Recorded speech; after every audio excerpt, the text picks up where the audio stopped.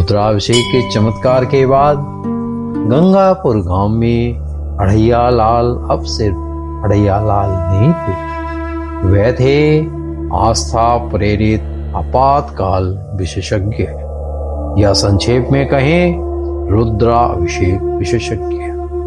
ठाकुर बलवंत सिंह अब भी उन्हें देखकर मुझको पर ताव देते थे, पर अब उन्हें ताव में डर जाता, घमंड कम होता था। इस बार मौका था सावन के पहले सोमवार को। ठाकुर ने घोषणा की कि वह शिव जी को एक ऐसा दुर्लभ स्वर्ण बेलपत्र अर्पित करेंगे जो शुद्ध सोने की पतली पन्नी से बना था, एकदम परफेक्ट, बिना किसी नुक्स के। ठाकुर ने छाती फुलाकर पर डरी हुई आंखों से अढ़ैया को बुलाया। अरे देखो विशेषज्ञ, यह साधारण जल नहीं है, यह सोना है। इसे तुम्ही मंदिर तक लेकर जाओगे। इस पर एक खरोच भी आई, मैं तुम्हें रुद्राभिषेक की छुट्टी दे दूंगा। अढ़ैया कांपते हुए बोला, हे प्रभु, हे शिव शंभु, पहले पानी था जो बहाया जा सकता था, यह सोना है जो खोया जा सकता है। ये तो 2.5 साल की नहीं, पूरे 5 साल की आफत है। अढ़ैया ने उस नाजुक सोने के बेलपत्र को एक छोटे से मखमल के ताले वाले बॉक्स में रखा। वह जानता था कि सीधे चलने से तो कुछ न कुछ गिरेगा ही, इसलिए उन्होंने फैसला किया कि वह पीछे की ओर चलेगा। उनका तर्क था, आगे देखकर तो मुझे हमेशा गड्ढे में ही गिरता हूँ, अब पीछे देखकर चलूंगा, शायद शिव जी आगे से रास्ता साफ कर दें। जैसे ही अढ़ैया पीछे की ओर चले, उनका पैर सीधा गांव के मुखिया के मक्के के खेत में पड़ गया। मुखिया चिल्लाया, अरे ओ अढ़ैया, तुम मेरे फसल पर उल्टा ट्रैक्टर क्यों चला रहे हो? अढ़ैया ने घबराकर तेजी से पीछे हटना चाहा, पर वह एक मक्के के भुट्टे पर से टकराया। संतुलन बनाए रखने के लिए उन्होंने हाथ हवा में उछाला। बॉक्स बचा रहा, पर मुखिया का एक कबूतर भगाने वाला पुतला धड़ाम से उनके ऊपर गिरा। किसी तरह पुतले से निकलकर अढ़ैया गली में पहुंचे।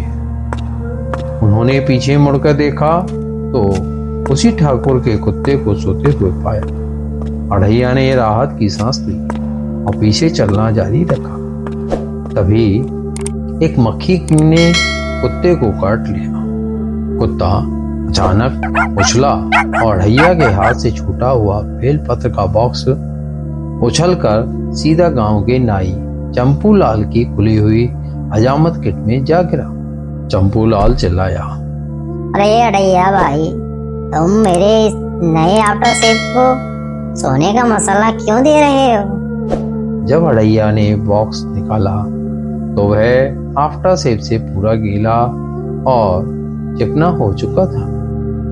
चिकने बॉक्स को लेकर अढ़ैया मंदिर पहुंचे। ठाकुर बलवंत सिंह क्रोध और घबराहट के बीच झूल रहे थे। अरे अढ़ैया, तुमने उस पवित्र बॉक्स को गीला कर दिया। रुको, मैं। अढ़ैया बिना किसी को सुने सीधा शिवलिंग के पास गए। उनका दिल और धड़क रहा था। उन्होंने सोचा, पिछली बार मैंने कैंचो बचाया था, इस बार मैं इस आफ्टर शेव वाली मक्खी को बचाने की कोशिश करता हूँ, शायद शिव जी को फिर दया आ जाए।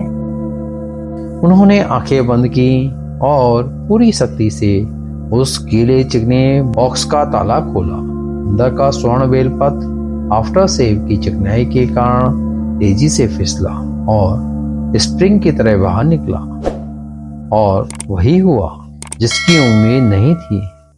बेलपत्र हवा में ट्विस्ट हुआ और बजाय शिवलिंग पर गिरने के वह सीधा शिवजी की नंदी बैल की बड़ी सी मूर्ति के माथे पर जाकर चिपक गया।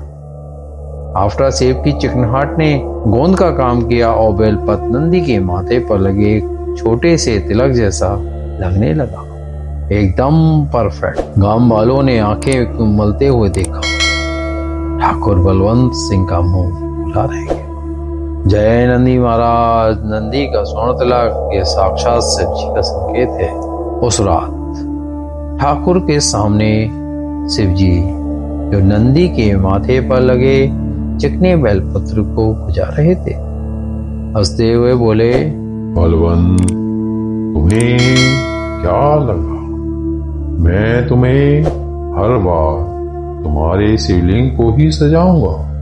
मेरे नंदी को भी तो कभी गोल्ड मेडल मिलना चाहिए। पर प्रभु, वह तो आफ्टर सेव था। ठाकुर ने लगभग रोते हुए कहा। शिव जी गिड़गिड़ाए, वही तो, तुम्हारे घमंड ने उसे कीमती सोना बनाया और अढ़ैया की मूर्खता ने उसे चिपकने वाला पवित्र प्रसाद बना दिया। फिर अब से अढ़ैया मेरा नंदी तिलक विशेषज्ञ है।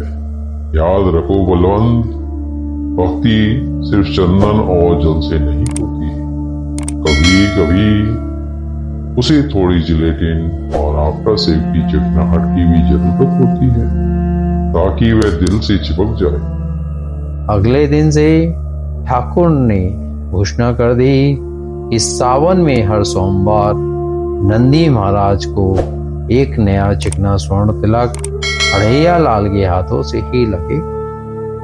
अढ़ैया अब हर काम में गड़बड़ करते थे, पर अब लोग कहते थे, देखो अढ़ैया लाल आ रहे हैं। शिव जी की लीला इन्हीं के बहाने तो होती है। जय शिव शंभू।